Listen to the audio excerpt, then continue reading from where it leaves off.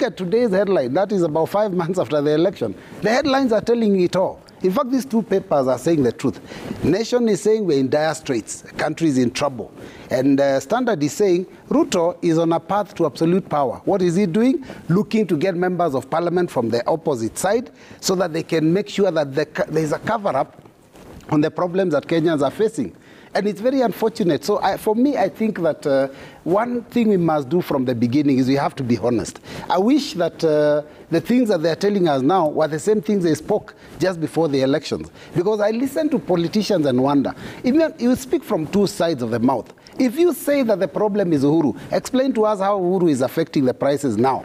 I think that when we go back to the House, it's important to understand, and I've heard this being mentioned, that as we do our budget, it's important to support the people. You know, yes, I have heard the president say, you know, we cannot keep supporting expenditure and consumption. But let me tell you there's a time you put aside, even in your own personal budgets, you put aside the development agenda.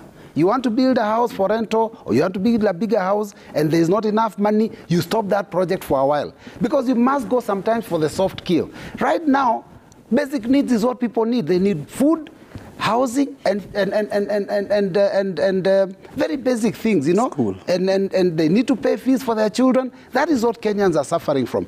Now, if you're going to say that we continue thinking about development, and the people are hungry, what if they all die? Who will drive on those roads? So let's just be realistic and say that there is a problem and people require some kind of support, and that is in subsidy. We subsidize fuel. We subsidize, even that consumption of food. I think it's not a bad thing because we are going through a very serious drought. Is this something you're able to do as a parliamentarian? Yes, it is something that we are able to do. How will you do that? But it's difficult now because our members have been bought by the other side.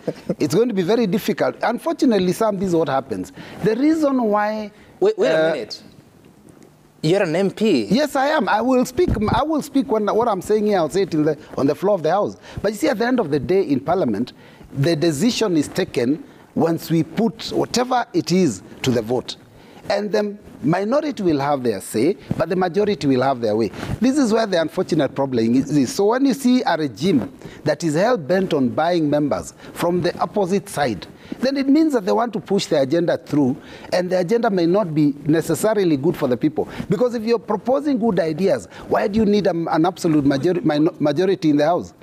Why do you need a majority in the House? Now, Honorable Mbui, yes. I'm asking a specific question. You're saying members have been bought, but also parliamentarian, and you're afraid that your agenda may not succeed. But do you have a specific agenda? Because Honorable is saying that their first I've told you some. Let me repeat that we want to fight for Kenyans so that we can bring back the subsidy to support the problems they are going through right now. So it's very important. Is it a bill? It's important.